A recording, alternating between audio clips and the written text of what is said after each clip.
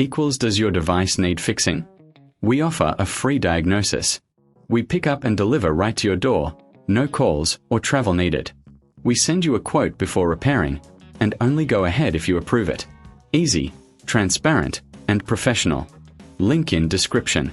To start, ensure you have the right tools: a screwdriver, a soft cloth, and a small brush for cleaning.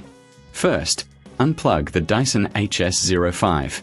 Inspect the exterior for any visible damage. Look closely at the power cord for frays or breaks. Next, remove the screws on the back panel. Keep them safe for reassembly. Once open, check for dust buildup inside.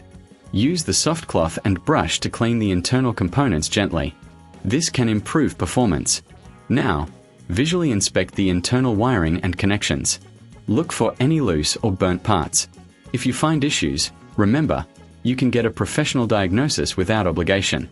If repairs are needed, we offer pickup and delivery at your home. This means no calls, no travel, just convenience.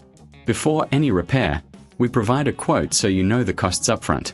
After your inspection, reassemble the unit carefully, ensuring all screws are tightened.